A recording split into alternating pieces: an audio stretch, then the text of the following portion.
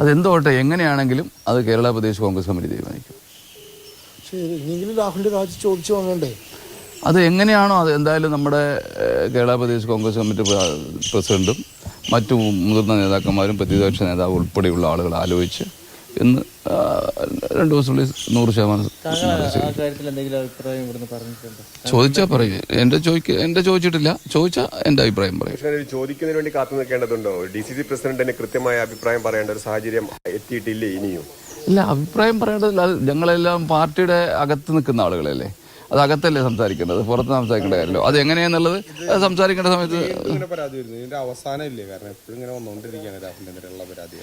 അത് ഒന്ന് വരുമ്പോൾ സ്വാഭാവികമായിട്ടും പറയും വന്നുകൊണ്ടിരിക്കും. ഇത്ര കാലം ഉണ്ടായിരുന്നില്ലല്ലോ പരാതി, ഇപ്പോഴല്ലേ വന്നത്. അപ്പോൾ എന്തായാലും പരാതി KPCC കൊടുത്തു എന്നാണ് അറിയാൻ കഴിഞ്ഞത്. പരാതി എങ്ങനെയാണ് കാണുന്നത്?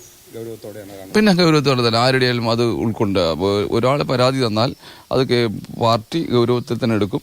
അത് എങ്ങനെ എന്താ ചെയ്യേണ്ടത് എന്നുള്ളത് ഉചിതമായ സമയത്ത് ഉചിതമായ തീരുമാനമുണ്ടാകും. ഈ തെരഞ്ഞെടുപ്പ് കാലത്ത് പാർട്ടിയും മുന്നണിയും ഒക്കെ തന്നെ ഇത്രയും പ്രതിസന്ധിയിലാക്കിയിട്ട് പോലും അയാളുടെ MLA സ്ഥാനം രാജിവെപ്പിക്കാനോ ഇല്ലെങ്കിൽ അയാൾക്കെതിരെ ശക്തമായ നടപടി സ്വീകരിക്കാൻ, സസ്പെൻഷൻ എന്ന് പറയുമ്പോൾ അതിനപ്പുറത്തേക്ക് നടപടിയിൽ പുറത്താക്കാൻ ഒന്നിനും വരും.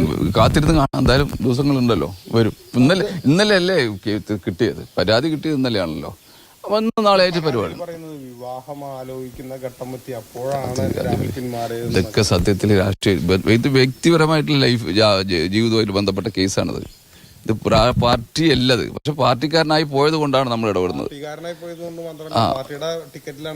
അതെ, അതുകൊണ്ട് ഇത് ഈ സംഭവങ്ങൾ നിങ്ങൾ ഓർത്ത് നോക്കൂ. ഇതൊക്കെ വ്യക്തിപരമായിട്ടുള്ള കാര്യങ്ങളല്ലേ. അദ്ദേഹം ഒരാളെ ലവ് ചെയ്തു, ഇല്ലെങ്കിൽ പോയി, ഇല്ലെങ്കിൽ സ്നേഹിച്ചു, ഇതൊക്കെ വ്യക്തിപരമായ കാര്യങ്ങളാണ്.